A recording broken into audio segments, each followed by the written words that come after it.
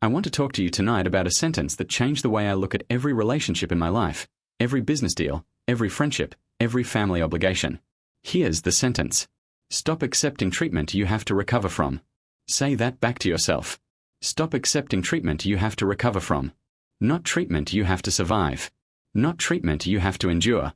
Treatment you have to recover from, the kind that leaves a mark, that costs you something on the inside, that you need a day, or a week, or sometimes years to get back from. Most people spend their entire lives in a kind of quiet recovery ward, moving from one draining conversation to the next difficult boss to the next relationship that costs more than it gives, healing just enough to get knocked down again, and they call this normal. They call it life. Ladies and gentlemen, it is not life. It is a slow, respectable kind of damage, and almost nobody names it for what it is until it's cost them 20 years. Now I want to be very careful here, because I am not talking about difficulty. Difficulty is not the enemy. A hard conversation with somebody who loves you, a demanding boss who's pushing you toward your potential, a friend who tells you a truth you didn't want to hear, none of that is what I'm talking about tonight. That's called growth, and growth is supposed to be uncomfortable. What I'm talking about is different. I'm talking about treatment that leaves you smaller than it found you. Treatment that requires you to shrink, to apologize for things that aren't your fault, to walk on eggshells, to spend your evening replaying a conversation trying to figure out what you did wrong when the honest answer is you didn't do anything wrong at all. That is not growth. That is depletion dressed up as normal life, and the tragedy is that most people cannot tell the difference between the two, because both of them are uncomfortable, and they've been taught that discomfort is discomfort, full stop. Let me put some real numbers on this, the way I like to, because vague feelings don't move people, but arithmetic does.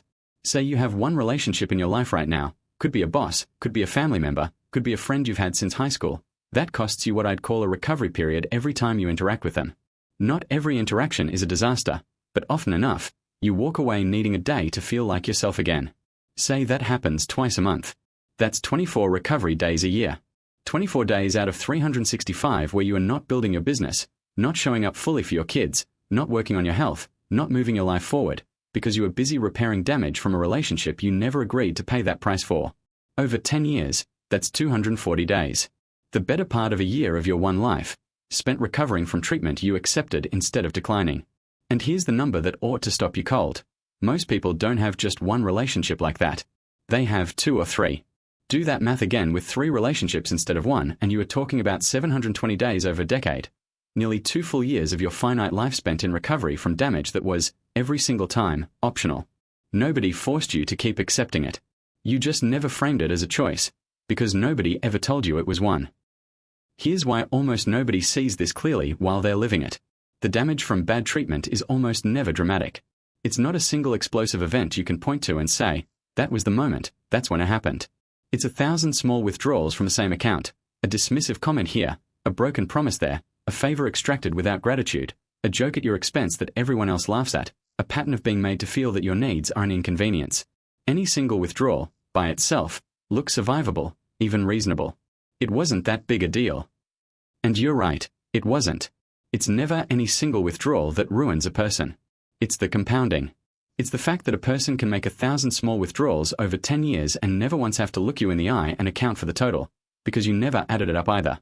You just kept paying, one small withdrawal at a time, telling yourself it wasn't that big a deal, right up until you looked up one day and realized you'd spent 2 years of your life recovering from a relationship you never chose to enter into on those terms.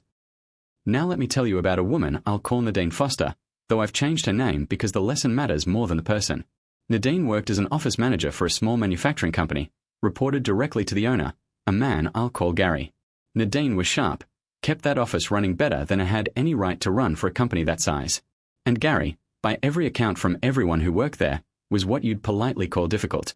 He'd walk into her office and dump a crisis on her desk with no warning and no patience, expect it solved within the hour, and if it wasn't solved to his liking, he'd let the whole floor know about it in a voice that carried through 2 walls.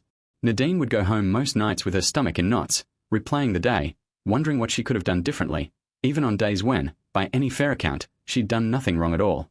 She told me once that Sunday nights had become physically unpleasant for her, not because of the work, she loved the work, but because Sunday night meant Monday was coming, and Monday meant Gary. Nadine stayed in that job for 6 years. 6 years of what she eventually learned to call, in her own words, treatment I had to recover from every single week. I met Nadine at a leadership seminar her company sent her to, ironically enough, and during a break she told me her situation, mostly just venting, the way people do at these things. And I ask her one question that I ask a lot of people in her position. I said, Nadine, when you talk about Gary, do you talk about him the way you talk about a hard boss, or the way you talk about a boss you're recovering from?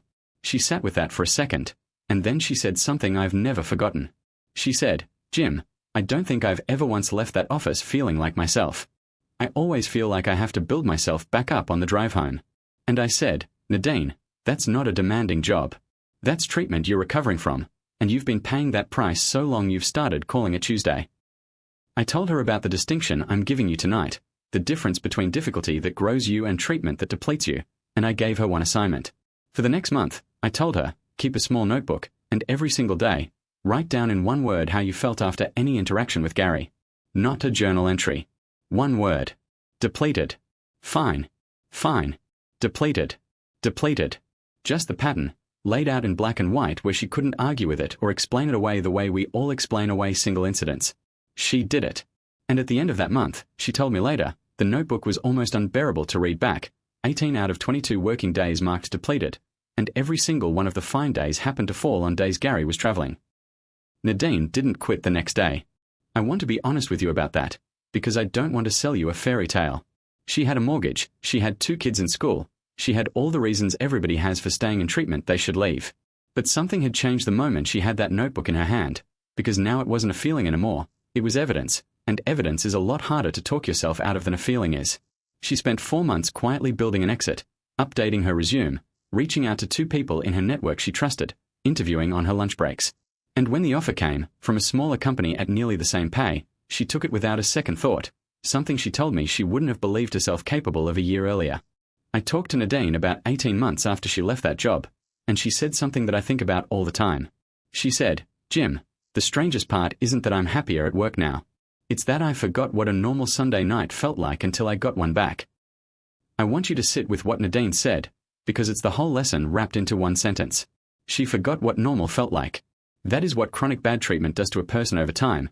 It doesn't just cost you the bad days, it slowly resets your definition of what a good day even is, until not actively in crisis starts to feel like happiness, and you lose all memory of what it felt like to simply be at peace on an ordinary evening. That is the real cost, the one that never shows up on any ledger. It's not the 24 recovery days a year. It's that after enough years of 24 recovery days a year, you stop being able to tell the difference between recovery and your actual baseline. You start thinking the knot in your stomach on Sunday night is just what Sunday nights feel like for adults. It isn't. It never was. So let's talk about what to actually do with this, because a diagnosis without a next step is just a more articulate way of staying stuck. First, you have to build your own version of Nadine's notebook, because you cannot fix what you refuse to measure, and the human mind is remarkably good at averaging out pain over time so that no single week feels bad enough to act on. For the next 30 days, after any interaction with a person you suspect might be on this list, a boss, a relative, a friend, even a spouse, because I have seen this pattern inside marriages too, write down one word for how you feel afterward. Not a defense of them. Not context. One honest word. Depleted, or fine. Let the pattern speak for itself, because it will, and it will be more honest with you than you've been with yourself in years. Second, once you have that evidence, I want you to make the distinction I gave you earlier, out loud, in your own words, for every relationship on your list. Is this difficulty that's growing me, or is this treatment I'm recovering from? A demanding boss who pushes you and respects you when you deliver is difficulty. A boss who dumps chaos on your desk and humiliates you in front of the floor is treatment. A friend who tells you an honest, hard truth once a year because they love you is difficulty. A friend who needs you smaller so they feel bigger, every single time you're together, is treatment. Learn to tell those two apart on paper, because in the moment, standing in front of the person, you almost never can. Third, and this is the step most people skip, because it feels selfish, and we have all been raised to believe that tolerating bad treatment is a virtue. Once you've identified treatment instead of difficulty, you have to treat it as a decision, not a feeling. You do not need to forgive it in your heart before you're allowed to reduce your exposure to it. You do not need a perfect plan before you're allowed to start building an exit, the way Nadine spent 4 quiet months building hers before she ever said a word to Gary. You are allowed to start distancing yourself from treatment the moment you recognize it, in whatever small, practical steps are available to you today. Fewer optional interactions, shorter phone calls, a boundary stated once, calmly, and then enforced without an apology attached to it. And fourth, understand that the people delivering this kind of treatment will almost never see themselves as the villain of the story, and you cannot wait for them to. Gary never once, in 6 years, sat Nadine down and said, I know I'm treating you badly.